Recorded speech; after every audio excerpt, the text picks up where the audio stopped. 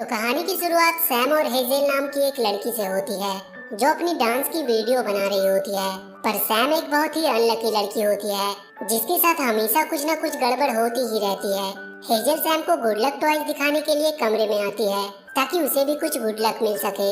उसके पास बहुत से लकी टॉयज थे पर एक लकी पेनी की जगह अभी भी खाली थी। वो कहती है कि लकी पेनी के मिलने से गुड लक आती है। वो दोनों एक ही ऑर्फनेज में रहते थे और आज हेजल को अडॉप्ट करने के लिए एक फैमिली आने वाली थी जिसके लिए दोनों काफी एक्साइटेड थे। पर सैम का उस ऑर्फनेज में आज लास्ट दिन था क्योंकि अब वो 18 साल की हो चुकी थी और अब उसे कहीं और रहना होगा और अपना ख्याल खुद ही रखना होगा। इसके बाद सैम वहाँ की हेड के साथ अपने नए घर के लिए निकल जाती है। उसे वहाँ रहने के लिए काम भी करना पड़ेगा और उसकी नई जॉब अगले दिन 8 बजे से शुरू होने वाली होती है। इसके बाद सैम को उसके नए घर पे पहुंचा दिया जाता है और अगली सुबह वो उठकर काम पे जाने के लिए तैयार होने लगती है। पर उसके बैड लक की वजह से वो जो भी काम करने जाती है वो बिगड़ ही जाती थी। पर किसी तरह वो इन सब चीजों से निपटते हुए एक सुपरमार्केट पहुंचती है जहां उसे नौकरी मिली थी। वो वहां अपना काम शुरू कर देती है पर वहां भी उसका बैड लक पीछा नहीं छोड़ता जिसकी वजह से वो कोई भी काम सही से नहीं कर पाती है और इसीलिए वहाँ का मैनेजर उसे सुपरमार्केट के बाहर ट्रॉली अरेंज करने का काम देता है। शाम को काम खत्म करने के बाद सैम उस ऑर्फनेज में हेजल से मिलने जाती है पर वहाँ उसे पता चलता है कि जो फैमिली हेजल को अडॉप्ट करने के लिए आने वाली थी वो नहीं आए और अब एक और फैमिली है जो संडे को आने वाली है। सैम जाकर हेजल से मिलती है। वो बहुत उदास होती है। तब सैम उसे जाकर समझाती है कि उसे जरूर अपनी फैमिली मिलेगी और वो भी इसी संडे को। हेजल थोड़ी खुश होती है और कहती है कि क्या पता उससे पहले उसे वो लकी पेनी भी मिल जाए।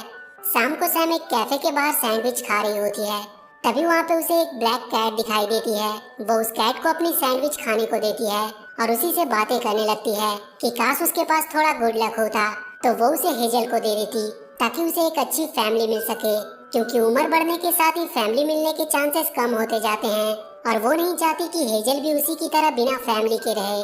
पर तभी वो कैट उस सैंडविच को लेकर वहाँ से भाग जाती है। जब सैम वहाँ से उठकर जाने लगती है तो उसे वहाँ पे नीचे एक गोल्डन पेनी मिलता है। वो उसे अपने पास रख लेती है और अगली सुबह जब वो उठकर अपने सारे काम कर रही होती है तो वो नोटिस करती है कि उसका सारा काम परफेक्ट हो रहा है। उससे कोई गलती नहीं हो रही थी। वो उस पेनी को गौर से देखती है और उसे आजमाने के लिए वो जानबूझकर वो सब करने लगती है जिससे काम खराब हो पर वो हर बार परफेक्ट ही होती है। वो सुपरमार्केट में भी आज काफी अच्छे से काम कर रही होती है जिसे देखकर उसका मैनेजर भी बहुत हैरान और खुश भी होता है। पर उसकी ये खुशी ज्यादा देर तक नहीं रहती क्योंकि उसका वो पेनी गलती से टॉयलेट में फ्लश हो जाता है और उसके जाते ही उसका बैड लक फिर से वापस आ जाता है। वो फिर से उसी कैफे के बाहर खड़ी सोच रही होती है तभी वहाँ पे वो ब्लैक कैट आती है। सैम उससे बातें करने लगती है कि उसके जाने के बाद कल उसे यहाँ पे एक गुड लक पेनी मिली थी पर उसने उसे टॉयलेट में फ्लश कर दिया। ये सुनते ही वो कैट उससे गुस्से में कहता है कि तुम ऐसा कैसे कर सकती हो। एक कैट को बात करता हुआ सुनकर वो हैरान हो जाती है।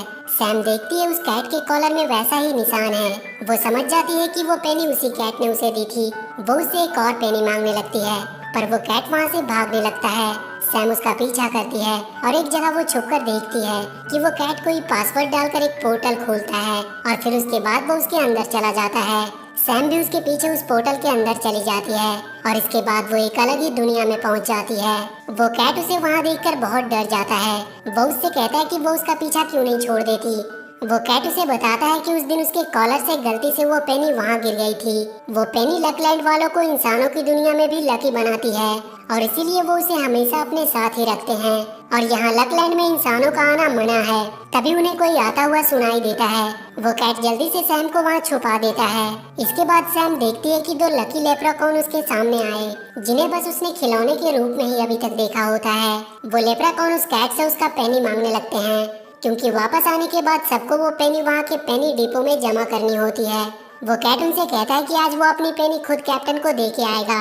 अब वो कैट बहुत परेशान होता है क्योंकि उसे कुछ भी करके वो पेनी ढूंढनी होगी। सैम उसे एक आइडिया देती है कि वो लेप्रोकॉन के कपड़े पहनकर वहाँ के पेनी डिपो में जाएगी और फिर वहाँ से एक कॉइन चुरा कर ले आएगी और फिर उससे पहले वो हेजल को गुड लक देके वो पेनी उसे वापस कर देगी। तभी हमें पता चलता है कि उस कैट का नाम बॉब है और उसे उसका आइडिया बिल्कुल पसंद नहीं आता क्योंकि पेनी डिपो तक पहुंचने से पहले उसे वो पेनी गेट पे ही जमा करनी होती है। तब सैम उसे अपने बैग के बटन को पेनी की तरह तब तक इस्तेमाल करने को कहती है बॉब को भी उसकी बात माननी पड़ती है क्योंकि उसके पास और कोई रास्ता नहीं था। इसके बाद हम देखते हैं कि वहाँ की कैप्टन सारी कैट से उसका पेनी कलेक्ट कर रही है। बॉब सैम को वहाँ के दूसरे रास्ते से अंदर जाने को कहता है और वो जाकर कैप्टन को अपनी बातों में फंसाता है और फिर जल्दी से उस बटन को डालकर वहाँ से आगे बढ़ जाता है। बॉब सैम को अपने फ्रेंड जेरी के कपड़े पहनने को कहता है और फिर वो दोनों पेनी डिपो की तरफ निकल पड़ते हैं। वहाँ का नज़ारा देखकर सैम की आंखें खुली की खुली रह जाती है। वहाँ से आगे बढ़ने के बाद वो जेरी से मिलते हैं। बॉब जेरी को सैम से मिलवाता है और वो जेरी को कहता है कि सैम का यहाँ पे आज पहला दिन है और वो उसे वहाँ के पेनी डिपो में ले जाने को कहता है क्योंकि वहाँ पे जाना सिर्फ लेप्रेकॉन को ही अलाउ था। सैम जेरी के साथ वहाँ अंदर चली जाती है जहाँ पे वो सारे लेप्रेकॉन के साथ मिलकर पेनी पॉलिश करने का काम करने लगती है। पर उसी दौरान उसके हाथ में वही बटन आ जाता है और उसी वजह से सब कुछ गड़बड़ हो जाता है। सबको वहाँ से बाहर निकाल दिया जाता है। वहाँ से बाहर आने के बाद सैम जेरी को अपनी सारी सच्चाई बता देती है कि वो कोई लेप्रेकॉन नहीं है बल्कि वो एक इंसान है जो यहाँ पेनी की तलाश में आई है। उसकी बात सुनकर जेरी बहुत डर जाता है। वो बॉब से कहता है कि तुम्हें पता है ना कि अगर कैप्टन को ये बात पता चली तो वो उन दोनों को बैड लक लैंड भेज देगा जो कि ठीक इसके नीचे है। तभी वहाँ पे बैड लक को सर्च करने के लिए रैबिट्स की फौज आती है।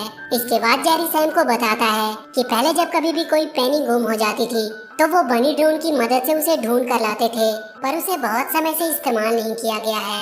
इसीलिए उसे चार्ज करने के लिए सबसे पहले उन्हें एक गोल्डन क्रिस्टल की जरूरत होगी जो कि ऊपर के फ्लोर में है। जेरी सैम से कहता है कि वो जाकर बनी ड्रोन को ले आएगा और वो दोनों कंट्रोल रूम में जाकर उसे ऑपरेट करने का कोई तरीका निकाले। इसके बाद वो तीनों अपने मिशन पे निकल जाते हैं और वो तीनों वहाँ के रिसर्च सेंटर में पहुँचते हैं जहाँ पे गुड लक बनाया जाता था। इसके बाद वो लोग वहाँ पहुँचते हैं जहाँ पे पिग मास्टर क्रिस्टल बनाने वाले थे। तभी वहाँ पे एक ड्रैगन आती है जो लकलैंड की हेड होती है। वो बैड लक को बहुत ही जल्द सूंघ लेती थी और इसके बाद सारे पिग्स मिलकर क्रिस्टल बनाने लगते हैं और वो तीनों एक क्रिस्टल चुराने की कोशिश करने लगते हैं और बॉब की मदद से वो एक क्रिस्टल चुरा लेते हैं जिसे लेकर जेरी बनी ड्रोन को निकालने के लिए निकल जाता है। वहाँ सैम को बॉब एक मशीन दिखाता है जिसे रैंडमाइजर कहा जाता था, जिसमें उन सारे क्रिस्टल को डाला जाता है और फिर वो मशीन उन क्रिस्टल को तोड़कर उससे गुड लक निकालते हैं। उस मशीन में 2 स्टोन भी लगे होते हैं जिनमें से एक ऊपर से गुड लक को खींचता है और एक नीचे से बैड लक को, और फिर वो उन्हें मिक्स करके लक लाइन के थ्रू इंसानों के पास भेज देते हैं। जेरी तब तक बनी ड्रोन के पास पहुंच चुका था और अब बॉब वहाँ के कंट्रोल रूम में जाके उसे कंट्रोल करने का तरीका ढूंढता है। सैम देखती है वहाँ से वो पूरी दुनिया पे नजर रख रहे होते हैं। बॉब वहाँ के एक बनी का ध्यान भटकाते हुए उसका कंप्यूटर ले लेता है और जॉय स्टिक की मदद से बनी को कंट्रोल करने लगता है और उसे पोर्टल की मदद से इंसानों की दुनिया में पहुँचा देता है और बहुत जल्द वो उस पेनी को लोकेट भी कर लेता है और वो बनी उस पेनी को हासिल कर लेता है और फिर वो होम बटन दबाकर वहाँ से बाहर आ जाता है। तभी वहाँ पे कैप्टन का एक अनाउंसमेंट होता है कि उसे पेनी की जगह एक बटन मिला है और उन्हें 3 कैट्स पे शक है जिसमें से एक बॉब भी होता है। तभी हम देखते हैं कि वो बनी जो पेनी लेकर आया होता है वो बहुत गंदा होता है और इसीलिए वो वहाँ के डिस्पोजल वैक्यूम में चला जाता है। अब उसे ढूंढने के लिए उन्हें गुड लक और बैड लक लैंड के बीच में जाना होगा क्योंकि वहीं पे सारा कचरा इकट्ठा होता है।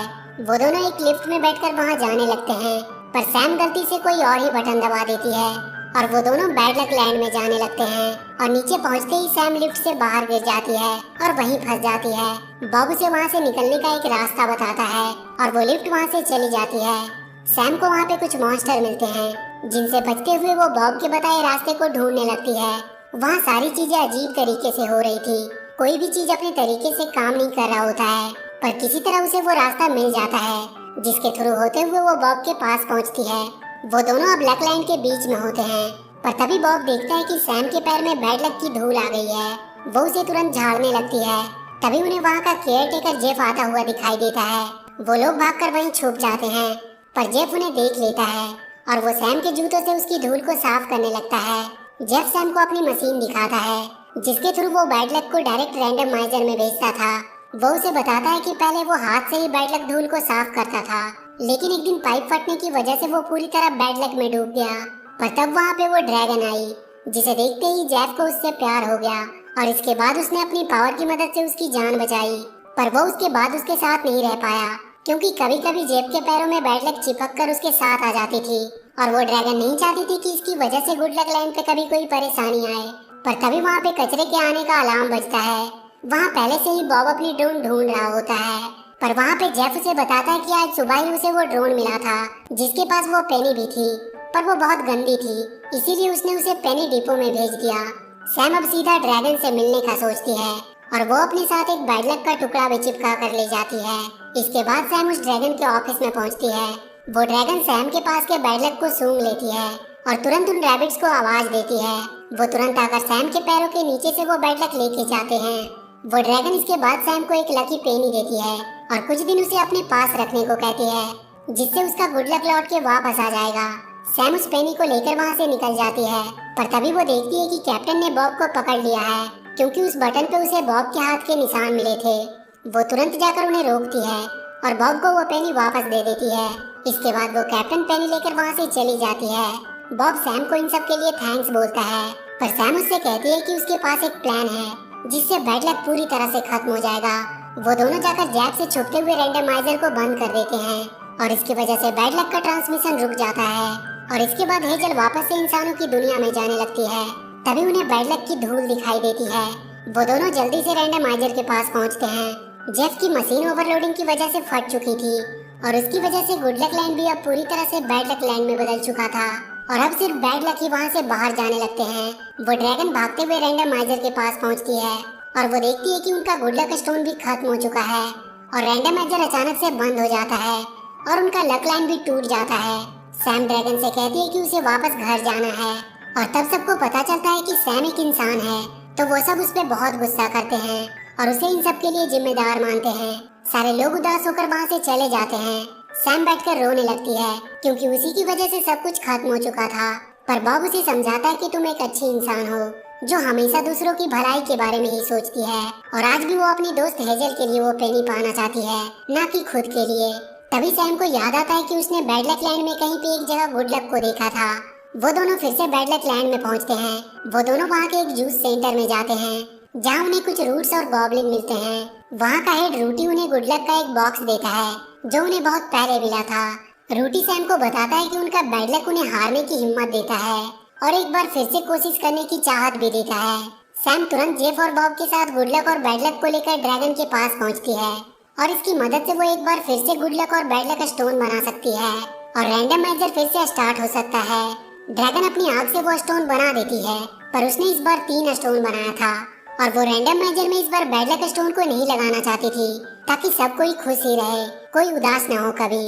और वो दोनों गुड लक स्टोन को लेकर वहाँ लगाने के लिए निकल जाती है, पर सैम बैड लक स्टोन को लेकर उसके पीछे जाती है और ड्रैगन को समझाती है कि उन्हें गुड लक और बैड लक दोनों की जरूरत है, क्योंकि बैड लक की वजह से वो उन सब से मिल पाई और अगर उसकी लाइफ में सब कुछ सही होता तो वो कभी ये सब नहीं कर पाती और कभी उनमें दोस्ती नहीं होती। ड्रैगन भी समझ जाती है कि दुनिया को दोनों लक की जरूरत है और फिर वो दोनों स्टोन को वहाँ पे लगा देते हैं, जिसकी वजह से रैंडमाइजर फिर से एक बार शुरू हो जाता है और एक बार फिर से वहाँ पे सब कुछ पहले की तरह हो जाता है। सैम देखती है कि हेजल को एक फैमिली ने अडॉप्ट कर लिया है और इसके बाद ड्रैगन सबके साथ बैड लक लैंड में जाता है और वो उन्हें एक गुड लक स्टोन देती है और इसके बाद सैम वापस जाने लगती है, पर बॉब भी हमेशा उसके साथ ही रहने की बात कहता है और इसके बाद हम सैम और बॉब को हेजल से मिलते हुए देखते हैं और इसी के साथ ये मूवी यहीं पर खत्म हो जाती है।